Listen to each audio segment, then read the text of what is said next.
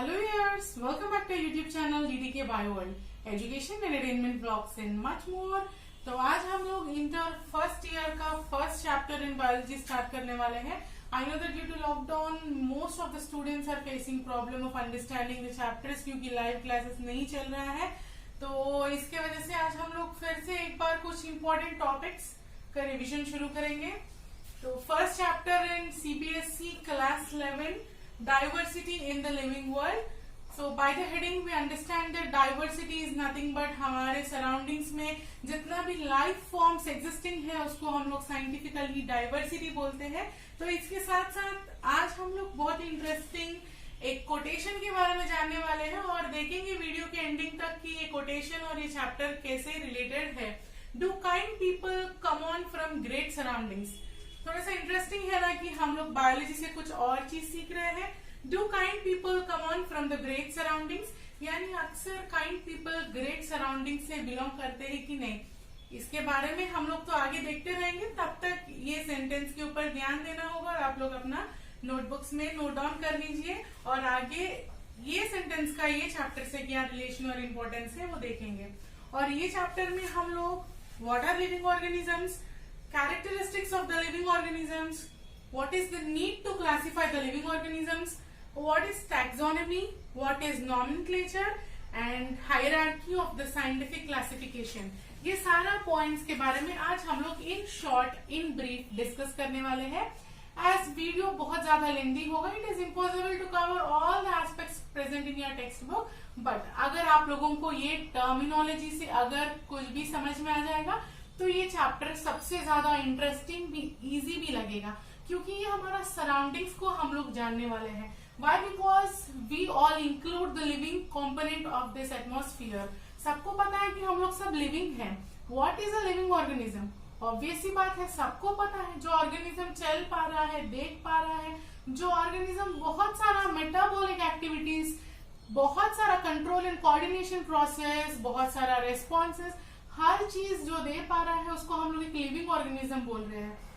And starting from the third and second standard we all know what is a living thing and a non living thing. तो हम लोग बहुत सारे ऐसे characteristics identify कर सकते हैं और आज इंटरमीडिएट यानी क्लास 11 का स्टेज में हम लोग क्वाइट कैपेबल है what is living organism define करने के लिए। Now we can say that an organism which have life on it और which is a biotic component of this atmosphere is called as living organism। अगर हम लोग एक organism को living organism prove करना चाहते हैं तो उसका कुछ कैरेक्टरिस्टिक्स का जरूरत है, यानी a living organism should possess few characteristics by which we can say that or we can prove that it is a living organism। Obviously बात है, if it is a living organism it should have some characteristics such as growth, it should also carry few life processes such as respiration, reproduction, and it should also carry some processes such as digestion which also comes under metabolism, यानी उसको कुछ metabolic activities का जरूरत होगा, उसको reproduce करने का जरूरत है, उसको सेल्फ रेप्लिकेट करने का जरूरत है। यानी ऐसा अगर हम लोग लिखते जाएंगे तो हम लोग एक अच्छा खासा लिस्ट बनेगा जहाँ पे हम लोग ये कैरेक्टर्स को अगर हम लोग लेंगे और इसको एनालाइज करने का कोशिश करेंगे then we can prove that as a living organism। First suppose if it is a living organism it should obviously grow, right? All the living organisms will grow until certain age, यानी as भी एक growth factor के लिए एक factor है जो growth को represent करेगा। Then after that they need to go on to a phase called death phase, यानी all the living organisms which will take birth they need to die one or the other day। That means growth is one of the important characteristic which will prove an organism as a living organism। Then it should carry or perform some metabolic activities। Finally our body is a biochemical pathway, यानी हमारा body completely biochemical processes से और pathways से बना हुआ है। ये biochemistry और बायोकेमिकल पाथवेज क्या है? Our complete body is made up of, or not only our body, complete living organisms body is made up of few chemical pathways, यानी हमारा बॉडी में कुछ बायोलॉजिकल कॉम्पाउंड्स है जो रिएक्ट करेगा और वो रिएक्शंस की वजह से हम लोगों को कुछ कंपोनेंट सच एज एनर्जी ये सब रिलीज होगा, यानी हम लोग को एनर्जी मिल रहा है, हम लोग डाइजेशन कर पा रहे हैं, we are able to take oxygen, release carbon dioxide, we are able to respire. ये सारा एक्टिविटीज जो हम लोगों के अंदर चलते रहेगा, all the chemical pathways are called metabolic pathways, and if it is a living organism, it should finally perform few metabolic pathways, और इसके साथ साथ it should reproduce, it should self replicate. यानी अगर जब तक एक ऑर्गेनिज्म अपने आप को इस वर्ल्ड में सस्टेन करके नहीं रखेगा, that means until and unless it reproduces or it will perform the process of self replication, it is not proved to be a living organism. इसी तरह बहुत सारा processes like responding to our surrounding or the stimulus, यानी कोई भी living organism होगा अपना external surrounding या स्टिमुलस, यानी अपने सराउंडिंग में जो भी चेंजेस हो रहा हो, जो भी एक्शंस हो रहा हो, उसको रेस्पॉन्ड करने का जरूरत है. until and unless it will show certain stimulus, it cannot be proved as a living organism. That means what all the activities we are performing in our day-to-day life and what are the cellular organization which we show. What is cellular organization? All the living organisms are made up of a basic unit called cell. यानी बिना cell का कोई organism नहीं है, ये सबको पता है. What is a cell? Cell is the basic structural and the functional unit of life. यानी बिना सेल का, बिना उसका स्ट्रक्चरल ऑर्गेनाइजेशन का हम लोगों को कोई ऑर्गेनिज्म बनेगा ही नहीं. That means each and every organism will have certain cellular organisation, irrespective whether it is prokaryotic, eukaryotic, unicellular या multicellular. यानी वो ऑर्गेनिज्म चाहे प्रिमिटिव हो, एडवांस्ड हो, प्रोकैरियोटिक हो, माइक्रोस्कोपिक हो, यूकैरियोटिक और वेल डेवलप्ड हो, या वेदर वो ऑर्गेनिज्म यूनिसेल्युलर यानी एक सेल से बना हुआ हो, या मल्टीसेल्युलर यानी 2 और मोर देन 2 सेल्स से बना हुआ हो, या कंप्लीटली कॉम्प्लेक्स एनिमल क्यों ना हो. हर एक लिविंग ऑर्गेनिज्म के लिए सेल्युलर ऑर्गेनाइजेशन एक बहुत ही जरूरी कैरेक्टरिस्टिक है जो उससे प्रूव करेगा that it is a living organism. That means इस तरह से आप लोग खुद आइडेंटिफाई कर सकते हैं बहुत सारा एज अ कैरेक्टरिस्टिक, जिसको आप लोग एज ए रेफरेंस रख के बोल सकते हैं कि yes this is a living organism. As a higher class student now you need to identify certain scientific pathways and characteristics by which you should prove that it is a living organism. And then what is this classification and why this classification is required? हम लोग हमारे आसपास में देखते रहते हैं कि बहुत तरह तरह के एनिमल्स, लिविंग बींग्स हम लोग को दिखाई देगा. फॉर एग्जाम्पल अगर आज हम लोग एक प्लेस में खड़े हुए हैं तो हम लोग के आसपास में कुछ प्लांट्स हैं, हम लोग खुद ह्यूमन बींग्स एक हायर कैटेगरी ऑफ एनिमल्स है, साथ में हम लोग के घर के बाहर कुछ और एनिमल्स है such as dogs, cats, few rats living in our house, few lizards, few microorganisms present in our air. यानी इस तरह से बहुत सारा लिविंग ऑर्गेनिजम्स हमारे आसपास में हम लोग के साथ जी रहे हैं, राइट और रॉन्ग, और सब कोई एक दूसरों से बहुत ज्यादा अलग भी है, राइट.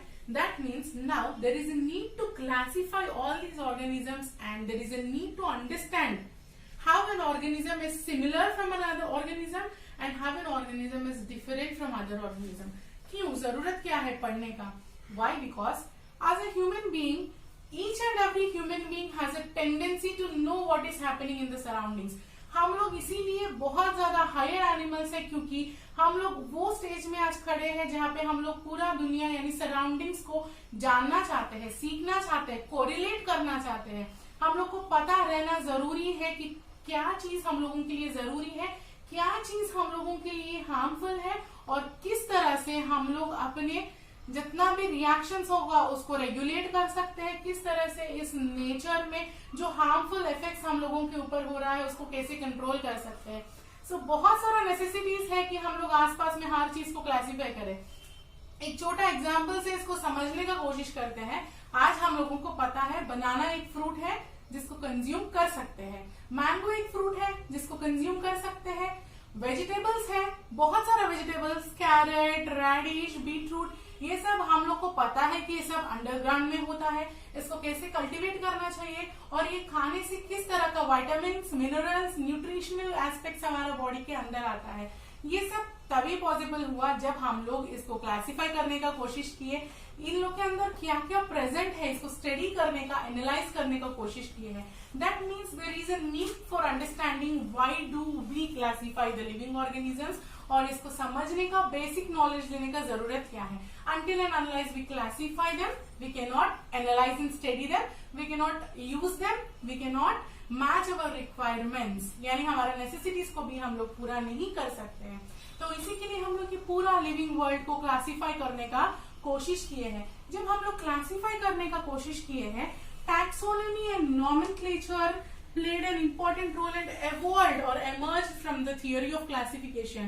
Before बहुत पहले लिविंग वर्ल्ड में प्लांट्स एनिमल्स था और पता ही नहीं था कि किस तरह से पूरा वर्ल्ड को क्लासिफाई किया गया है। और आप लोग सबको पता है कि आज हम लोग कितना सारा स्पीशीज के बारे में जानकारी ले सकते हैं और बहुत सारा वेबसाइट्स है, बहुत सारा चीजें हैं, जिस डेटाबेसेस है जिसके थ्रू हम लोग हर एक स्पीशीज का, हर एक जीन, हर एक सिंगल यूनिट को भी स्टडी कर सकते हैं। यानी क्लासिफाई करने का कोशिश में साइंटिस्ट, बहुत सारा scientist such as R H. Whittaker, ये सब क्लासिफाई करने का कोशिश किए हमारा सराउंडिंग्स को। ठीक है, तो क्लासिफिकेशन के बारे में हम लोग नेक्स्ट चैप्टर में अच्छा से पढ़ने का कोशिश करेंगे। In this chapter let us understand what is the need of classification. तो आप सबको पता चल गया होगा कि क्लासिफाई करने का जरूरत क्या है। When we are talking about classification, तो हम लोग टैक्सोनॉमी और नॉमेनक्लेचर, ये दोनों को समझना बहुत ही ज्यादा इंपॉर्टेंट है। What is taxonomy and what is nomenclature? What is taxonomy? It is a word derived from a word called taxa. What is this taxa? It is nothing but a rank or an order given. यानी एक rank जो दिया गया है उसको taxa बोला गया है। यानी अगर हम लोग कोई चीज को क्लासिफाई करने का कोशिश कर रहे हैं तो उसको हम लोग नेम करने का कोशिश करते हैं।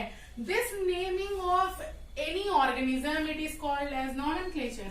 Nomenclature is nothing but giving a scientific name to an organism. What is the difference between a scientific name and a common name?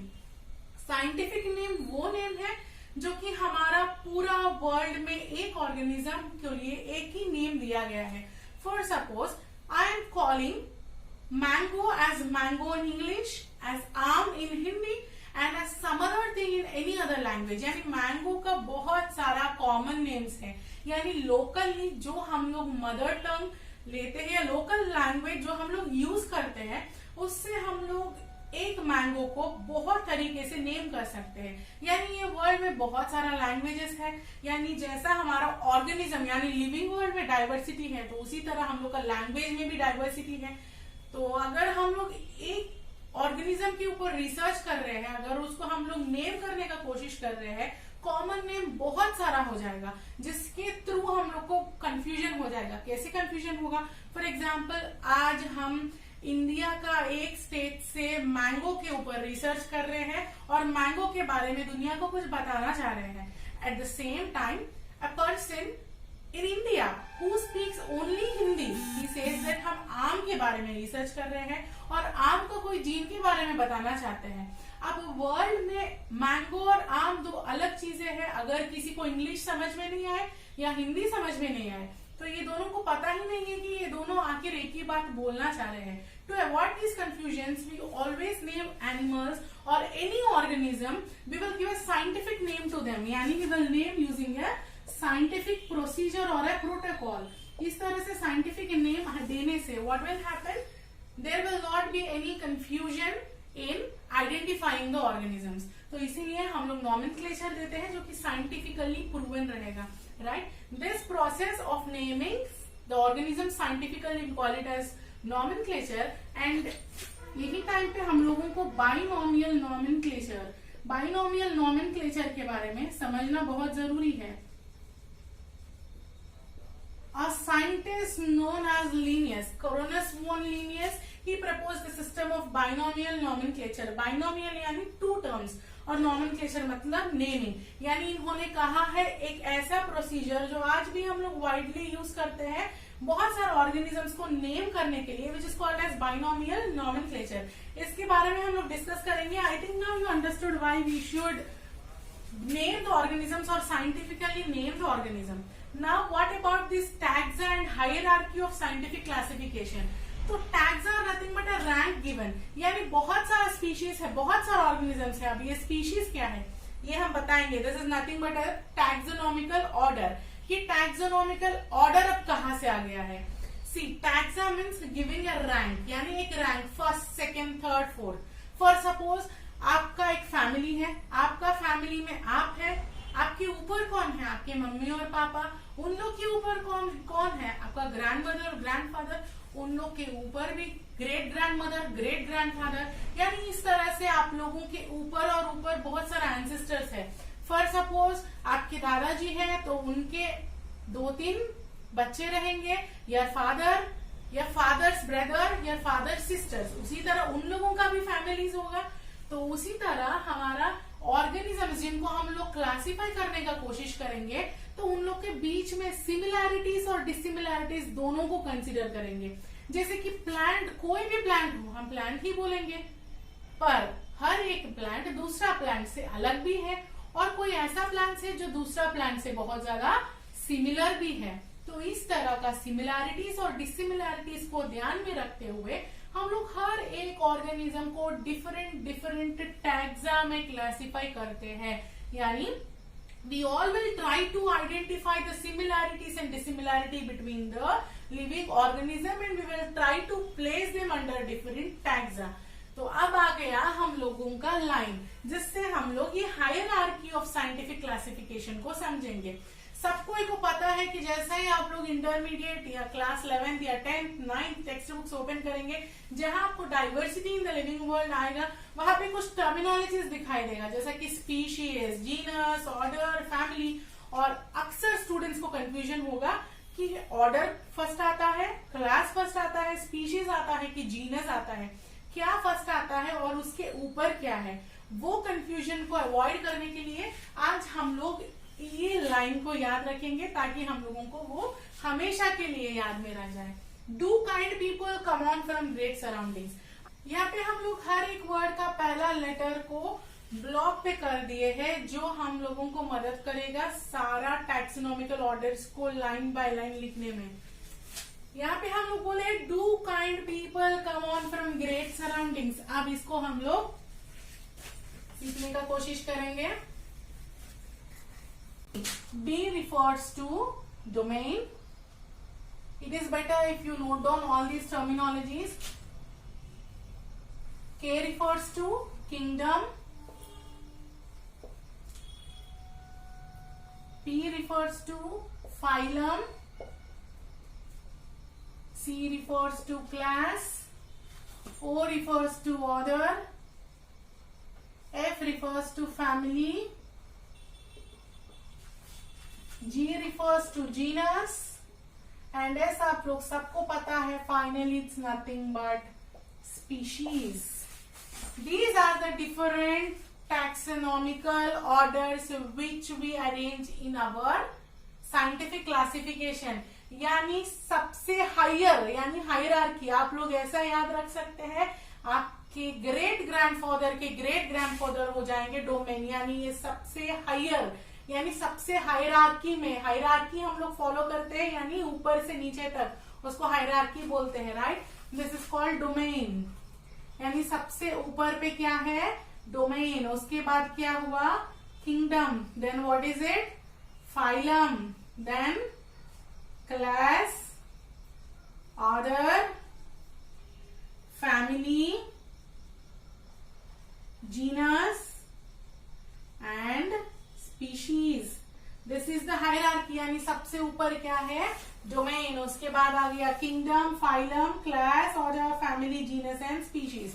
कोई भी ऑर्गेनिज्म का अगर साइंटिफिक क्लासिफिकेशन लिखने का कोशिश करेंगे, इससे पहले हम लोग स्पीशीज को समझने का कोशिश करेंगे। What is species? हम लोग इसको सबसे लास्ट में लिखे हुए हैं। That means for suppose this is you, this is your identification. यानी अगर हम लोग ग्रेट ग्रैंडफादर के ग्रेट ग्रैंडफादर के ग्रेट ग्रैंडफादर अगर डोमेन मानेंगे, then this is you, that is species. यानी आपका खुद का पहचान, यानी आपका कुछ नाम होगा तो स्पीशीज भी वैसे ही हम लोग मान सकते हैं। What are species? A group of animals which are very much similar. They come under a species. अब ये similar organisms क्या है? For suppose सारा dogs को हम dogs ही कहेंगे, सारा cats को cats करेंगे, सारा human beings को homo sapiens यानी human beings कहेंगे। तो इस तरह से कोई भी एक similar group of organisms को हम लोग species में group कर सकते हैं। और इसका एक बहुत ही wonderful characteristic है, that is a species is where a group of organisms can reproduce among themselves, यानी वो लोग अपने आप के अंदर, अपने ग्रुप के अंदर रिप्रोड्यूस करके अपने जनरेशंस को आगे बढ़ाएगा, which is called as species. That means species is specific to each and every organism. For example, if it is human beings, we all are Homo sapiens. ना अगर हम बोल रहे हैं Homo and sapiens, we call that we are nothing but human beings. और इसमें we can say that we are a particular species. For example, if we say it is Mangifera indica, right? Mangifera indica, ये human beings का अगर scientific name है तो ये mango का scientific name है. यानी what is the scientific name given for mango? Mangifera indica. In this हम लोग जो इंडिका लिख रहे हैं, it is nothing but the species name, and जो मैंजीफेरा लिख रहे हैं that is nothing but the genus name. यानी हम लोग कोई भी ऑर्गेनिज्म को साइंटिफिक नेम प्रोवाइड करने का जब कोशिश करते हैं, we will write the genus name followed by the species name. Now what are species? Species are nothing but the organisms or a similar organisms or a similar group of organisms which can reproduce among themselves. यानी ये लोग बहुत ही similar organism है. जैसा Mangifera indica क्या है? Mango. जैसा indica आया, Mangifera indica, that means indica अगर हम लोग मैंजीफेरा जीनस के बाद लगाएंगे that is nothing but mango. This is the scientific name for mango. अब ये जीनस क्या है? A group of species looking alike for under the genus. For example, अगर हम लोग कैट्स को देखेंगे, right, we are seeing cats, it comes under Felis. यानी ये सब हम लोग अच्छा से एग्जाम्पल्स के साथ समझने का कोशिश करेंगे नेक्स्ट क्लास में. इतना समझिए कि कुछ स्पीशीज जो सिमिलर रहेगा, देखने के लिए सिमिलर लगेगा, we classify them under genus. For example, Solanum species. अगर Solanum SP dot, Solanum SP dot अगर हम लगाएंगे तो सोलैनम ट्यूबरोजम हो गया पोटैटो. उसी तरह सोलैनम का बहुत सारा वेराइटीज आप लोग को मिल जाएगा. ब्रिंजॉल भी सोलैनम का ही एक वेराइटी है. अब ये आपका ड्यूटी है लिस्ट डाउन करना कि पोटैटो का, टोमेटो का, ब्रिंजॉल का क्या क्या साइंटिफिक नेम्स हुआ और उन लोग का जीनस और स्पीशीज का नेम क्या है. तो आप लोग एक चीज जरूर फाइंड आउट कर सकते हैं कि उन लोग का स्पीशीज का नेम पे वेरिएशन रहेगा, whereas the genus name will be similar. यानी similar group of species will fall under a genus. Species is specific to group of animals or organisms or plants, anything, any organism which have similar characteristics and which can reproduce among themselves. And what is genus? A group of similar species falls under a genus. और ये दोनों से हम लोग बहुत ज्यादा concentrated है, ये बहुत ज्यादा confined है, क्योंकि हम लोग genus और species का नेम यूज करते हुए साइंटिफिक क्लासिफिकेशन देते हैं. And this is the binomial nomenclature proposed by scientist called Linnaeus. और वही ट्रिब्यूट में और उन्हीं का वर्क को आइडेंटिफाई करने के लिए, ट्रिब्यूट देने के, what will we do? We will put dot LINN और dot L after the name of the complete organism. यानी scientific name of the organism लिखने के बाद, फॉर एग्जाम्पल, अगर हम मैंजीफेरा इंडिका लिख रहे हैं, then Mangifera indica and then I will put dot LINN और डॉट L. ये क्या रिप्रेजेंट करेगा? यानी ये साइंटिफिक नेम किस आधार पर दिया गया है? By using the system of binomial nomenclature proposed by the scientist Linnaeus. Understood? और इसके कुछ रूल्स एंड रेगुलेशंस भी है जिसके थ्रू हम लोग साइंटिफिक नेम असाइन करने का कोशिश करते हैं, जो कि याद रखना बहुत ज्यादा इजी है. That means when you are trying to name an organism, अभी हम लोग जैसा बात किए हैं, you will write a genus name following by the species name of an organism. Then what you will do? you will write, generally you will try to name the organisms in Latin. यानी हम लोग कोई भी अगर animal को scientific name देने का कोशिश करेंगे, then what will we do? We will try to name the organism in Latin. And moreover, we will try to give a capital letter. यानी जो भी जीनस का नाम होगा उसको हम लोग कैपिटल लेटर देने का कोशिश करेंगे, whereas स्पीशीज का स्टार्टिंग लेटर जो है वो स्मॉल रहेगा. Understood? For example, Mangifera indica में M कैपिटल रहेगा और आई में आई स्मॉल रहेगा। अंडरस्टूड।